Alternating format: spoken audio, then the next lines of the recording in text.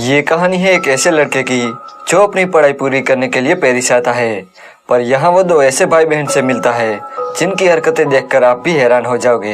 Hello दोस्तों, आज हम जिस मूवी को एक्सप्लेन करने वाले हैं उस मूवी का नाम है ड्रीमर्स, जो 2003 में रिलीज हुई थी। मूवी स्टार्ट होती है और हम एक लड़के को देखते हैं जिसका नाम मिथ था।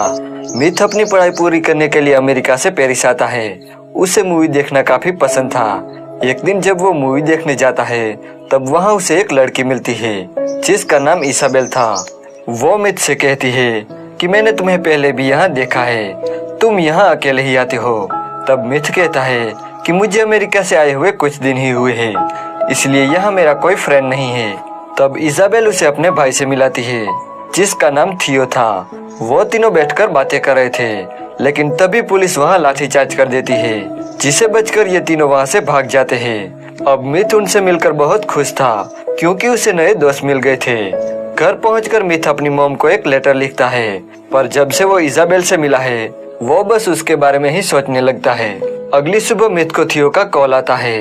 वो उसे अपने घर डिनर के लिए बुलाता है। मिथ जब उसके घर जाता है तब इसाबेल उसे अपनी मॉम डैड से मिलाती है। अब डिनर के टाइम इसाबेल के डैड बहुत सारा ज्ञान बांटने लगते हैं, पर मिथ का ध्यान तो बस एक ही चीज पर था, वो थी इसाबेल। डिनर के बाद इसाबेल की मॉम मिथ को आज रात यहीं रुकने को कहती है। अगले दिन इसाबेल के मॉम डैड को किसी काम से बाहर जाना था, पर जाने से पहले वो अपने बच्चों के लिए एक चेक छोड़ते हैं ताकि वो इस घर में आराम से रह सके। उनके जाने के बाद मिथ इन दोनों से कहता है कि मुझे अपने घर जाना चाहिए, पर वो दोनों उसे नहीं जाने देते। इसाबेल मिथ को एक किस करती है, साथ ही वो अपने भाई को भी किस करती है और वहाँ से चली जाती है। ये देखकर मिथ को बहुत अजीब लगता है। इसके बाद थियो उसे उसका कमरा दिखाता है। रात को मिथ की नींद उड़ जाती है। जब वो टॉयलेट से वापस आ रहा था तब उसकी नजर उन दोनों भाई बहन पर पड़ती है जो बिना कपड़ों के एक ही बेड पर सोए हुए थे। ये देखकर मिथ की आंखें खुली की खुली रह जाती है क्योंकि अब तक वो इसाबेल के सपने देख रहा था। वो चुपचाप अपने कमरे में जाके सो जाता है। अगली सुबह इसाबेल मिथ को जगाने आती है। वो उस पर चढ़कर उसे किस करती है। ये देखकर मिथ डर जाता है क्योंकि उसने सिर्फ अंडरवियर ही पहना था। इसके बाद इसाबेल उसे बाथरूम में ले जाती है जहाँ थियो पहले से ही बिना कपड़ों के नहा रहा था। ये देखकर मिथ थियो से कहता है कि तुम्हारी बहन यहाँ है, तुम बिना कपड़ों के उसके सामने कैसे रह सकते हो। इस पर वो दोनों कहते हैं कि हम दोनों काफी हद तक एक जैसे हैं, इसलिए हम दोनों ये सब करने में कोई शर्म नहीं रखते। थियो मिथ से कहता है कि हमारे डैड 1 महीने तक घर नहीं आएंगे, इसलिए तुम हमारे साथ इस घर में रह सकते हो। मिथ इसाबेल पर लट्टू था, इसलिए वो उसकी बात मान लेता है और उनके साथ रहने लगता है।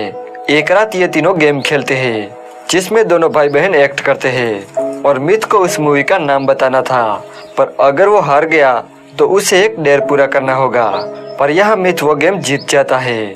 तब वो दोनों भाई बहन कहते हैं कि हमें ऐसे ही किसी इंसान की तलाश थी जिसके साथ हमें एक गेम पूरा करना था। इसके बाद ये तीनों एक आर्ट गैलरी में जाते हैं। वहाँ वो तीनों रेस लगाते हैं, यही उनका डेयर था। वापस लौटते टाइम बारिश होने लगती है जिससे ये तीनों भीग जाते हैं। जब ये तीनों घर आते हैं तब थियो मिथ को अपने कपड़े देता है और ड्रिंक लेने चला जाता है। यहाँ अलमारी से मिथ को एक इसाबेल की फोटो मिलती है जिसे वो अपने प्राइवेट पार्ट में छुपा लेता है। जब थियो वापस आता है तब वो तीनों साथ में बैठकर ड्रिंक करते हैं। इसाबेल फिर से वही गेम खेलने लगती है, पर इस बार वो थियो के साथ खेल रही थी जिसमें थियो हार जाता है। तब इसाबेल उसे एक डेयर देती है जिसमें थियो को एक फोटो के सामने हिलाना था। थियो बिना किसी शर्म के उन दोनों के सामने हिलाने लगता है।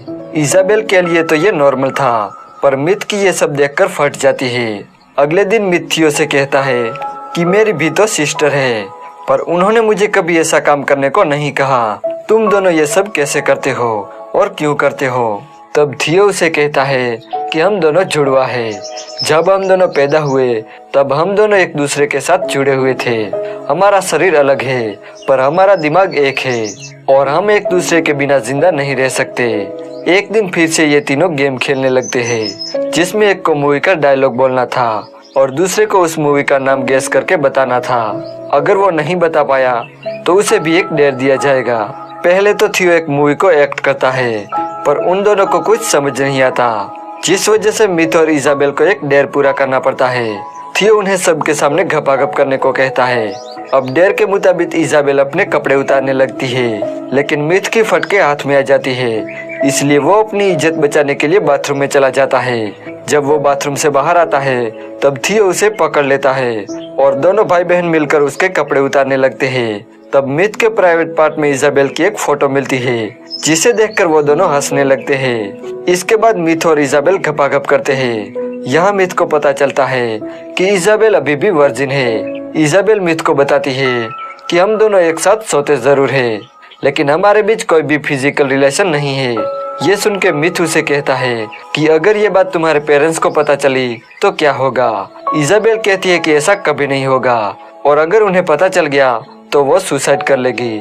कुछ दिनों बाद इजाबेल और थियो के पास पैसे जो थे वो सारे खर्च हो जाते हैं, क्योंकि अब तक वो काफी अय्याशियां कर रहे थे। अब इजाबेल घर के राशन से खाना बनाती है, पर वो खाना कोई भी नहीं खाता। अब पैसे न होने की वजह से उन्हें काम करना पड़ता है। एक दिन मिथ और थियो एक ही टब में नहा रहे थे, तब इजाबेल वहां आती है और उनके साथ नहाने लगती है। इसी बीच इजाबेल मिथ से कहती है कि तुम हमसे प्यार करते हो, ये तुम्हें साबित करना होगा। अब ये बोलकर वो दोनों मिथ के घोंसले को काटने लगते हैं। मिथ को ये सब अच्छा नहीं लगता, वो इन दोनों पर गुस्सा हो जाता है। वो उनसे कहता है कि तुम दोनों बच्चों जैसी हरकतें क्यों करते हो। मिथ इजाबेल से कहता है कि आज तक तुम्हारा कोई भी बॉयफ्रेंड इसलिए नहीं है क्योंकि तुम हमेशा अपने भाई का कहना मानती हो। मिथ के ऐसे कहने पर इजाबेल उसके साथ डेट पर जाती है, वो उसकी गर्लफ्रेंड बन जाती है। वहीं दूसरी तरफ थियो भी एक लड़की को डेट करता है और उसे घर लाकर उसके साथ घपाघप करता है। जब मिथ और इजाबेल घर आते हैं तब इजाबेल देखती है कि थियो किसी और लड़की के साथ सोया हुआ है। ये देखकर इजाबेल को काफी जेलस फील होता है और वो बहुत रोने लगती है। इसके बाद थियो और मिथ साथ में वाइन पीते हैं और बातें करने लगते हैं। तभी वहाँ इजाबेल आती है और वो उन दोनों को टेंट में ले जाती है, जहाँ वो दोनों भाई बहन बचपन में सोया करते थे। अब ये तीनों बिना कपड़ों के ऐसे ही सो जाते हैं। जब सुबह उसके मॉम डैड घर पे आते हैं तब वो उन लोगों को बिना कपड़ों के सोते हुए देख लेते हैं। ये देखकर उनकी आंखें खुली की खुली रह जाती है, लेकिन वो उनको उठाए बिना उनके लिए एक चेक छोड़कर चले जाते हैं। जब इजाबेल उठती है तब उसे वही चेक मिलता है, जिसे देखकर वो समझ जाती है कि उसके मॉम डैड को सब पता चल गया। इसके बाद वो सुसाइड करने का फैसला करती है और गैस पाइप लेकर सो जाती है। लेकिन बाहर रेवोल्यूशन चल रहा था, जिसे उनका एक पत्थर खिड़की से घर में आ जाता है, जिसे ये दोनों भी जाग जाते हैं और ये तीनों भी रेवोल्यूशन में शामिल हो जाते हैं। लेकिन थियो सबसे आगे जाके रास्ता रोक रहे पुलिस वाले पर पत्थर फेंकने लगता है। मिथ उसे काफी समझाता है, पर वो मिथ की कोई बात नहीं सुनता। इजाबेल भी थियो का साथ देने लगती है और वो दोनों वहाँ से चले जाते हैं। अब मिथ उनका साथ नहीं दे सकता था, इसलिए वो वहाँ से चला जाता है। इसके बाद पुलिस फोर्स सब पर लाठीचार्ज कर देती है और यहीं पर यह मूवी एंड हो जाती है।